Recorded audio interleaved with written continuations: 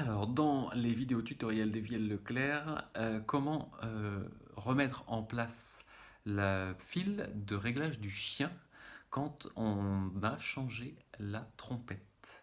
Alors, si vous avez du mal à comprendre ce que c'est que le chien et la trompette, je vous invite à aller voir les autres vidéos de base sur le fonctionnement d'une vielle à roue et en particulier des chiffonniers Leclerc.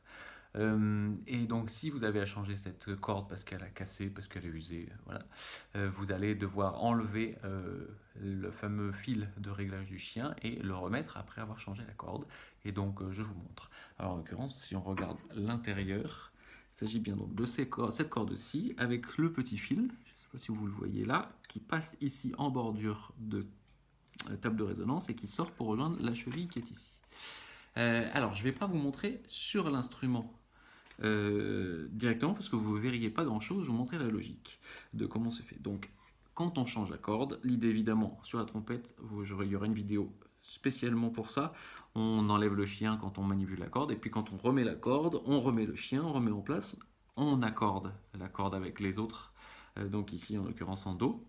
Et puis après, il va falloir placer ce petit fil. Ce petit fil, normalement, et vous l'avez déjà, il n'a pas de raison de casser parce qu'en fait, on tire assez faiblement dessus.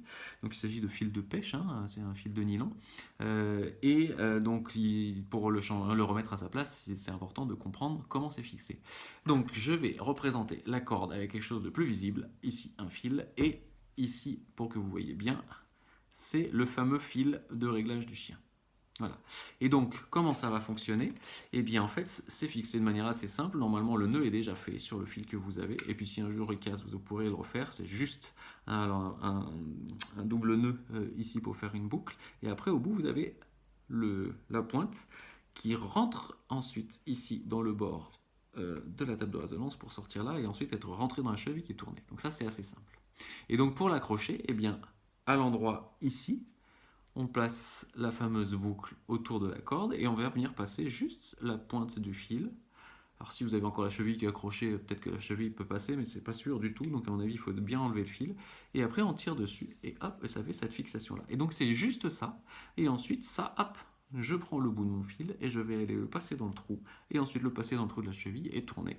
En sachant que c'est extrêmement important quand même de bien se mettre perpendiculaire par rapport à l'église, c'est bien en face du trou qui rentre ici, au bord de table de résonance.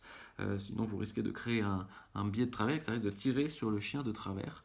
Donc, bien se mettre là, excusez, normalement, le trou est positionné au milieu, entre ici, l'extrémité et le chien. Voilà, maintenant, vous pouvez passer à l'action pour changer complètement votre trompette et donc remettre le fil de réglage du chien. À vous de jouer!